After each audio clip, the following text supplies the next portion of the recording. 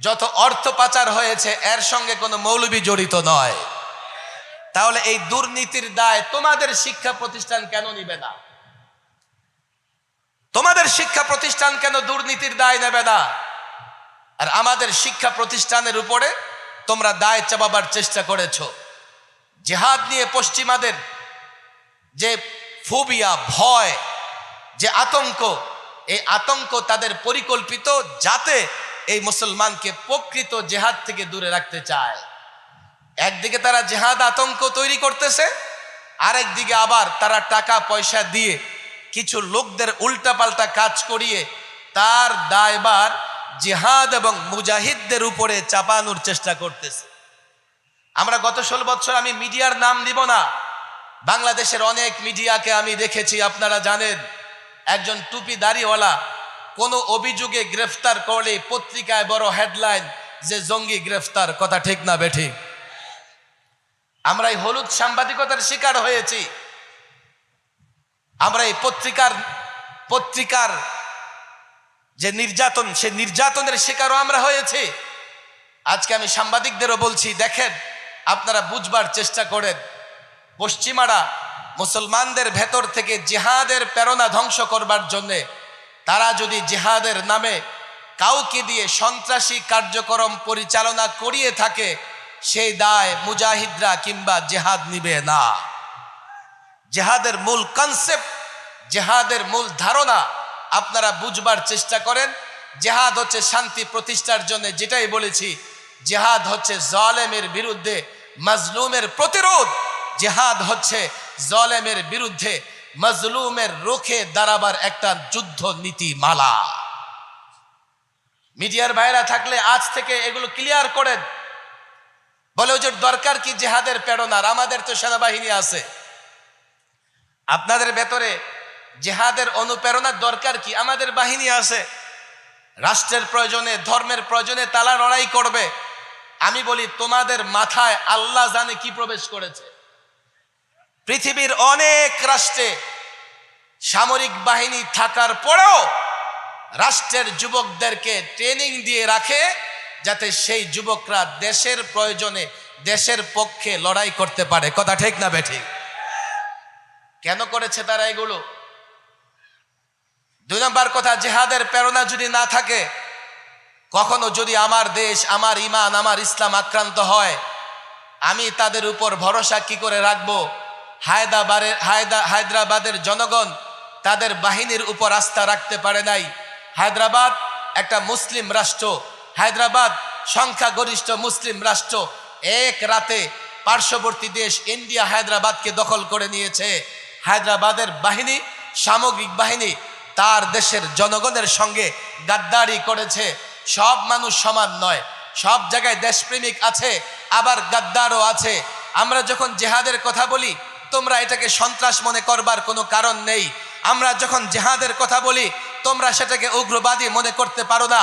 পশ্চিমারা করে তাদের ষড়যন্ত্রের জায়গা থেকে তারা মূলত জিহাদের আতঙ্ক তৈরি করে ইসলাম মুসলমানকে ধ্বংস করতে চায়।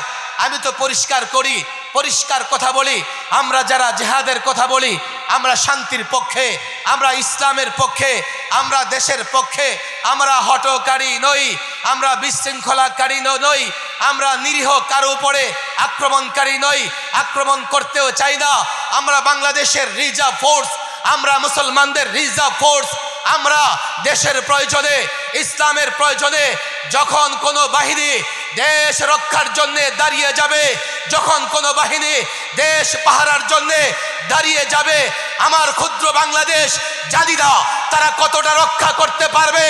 আল্লাহর কসম করে বলি, দেশ রক্ষার জন্য, ইসলাম রক্ষার জন্য সামরিক বাহিনীর সঙ্গে কাঁধে কাঁধ মিলিয়ে সর্বপ্রথম জিহাদের প্রেরণায় যারা ময়দানে ঝাঁপিয়ে পড়বে, তারা মাদারেসে কওমিয়ার ছাত্র, শিক্ষক, টুপি দাড়িওয়ালা, তারা তাগুতের মোকাবেলায় দাঁড়িয়ে যাবে।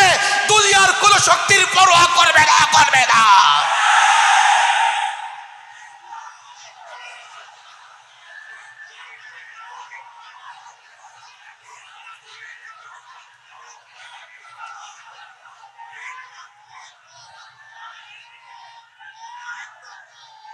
জঙ্গিবাদের একটা প্রজেক্ট আছে, আমি হাই সিকিউরিটি দেখেছি।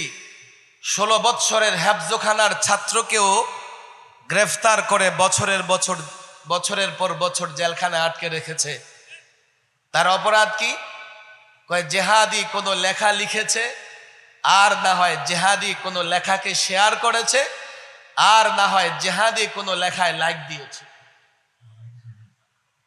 এই অপরাধে অনেক মাদ্রাসার ছাত্রকে জেল খাটতে হয়েছে।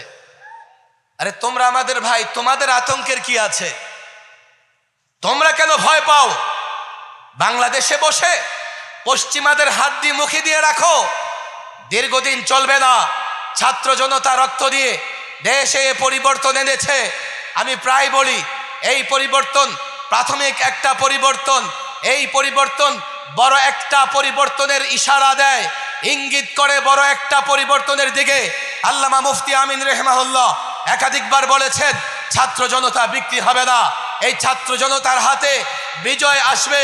প্রাথমিক বিজয় এসছে। বাংলাদেশের শাসকরা 53 বছরে যতটা ভিনদেশীদের তাবেদারি করেছে, গোলামি করেছে, আর নয়, আর কারো গোলামি নয়। ছাত্র জনতা দেখেছে, ছাত্র জনতা রক্ত দিয়েছে, তারা জেগে উঠেছে।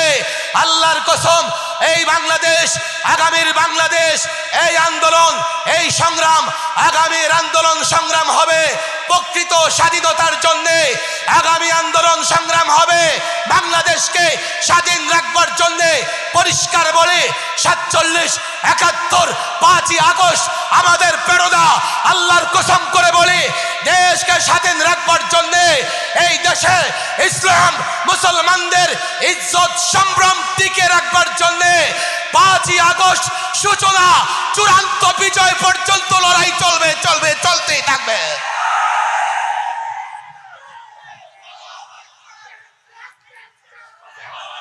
এই জন্য পরিষ্কার বলছি, শোনো,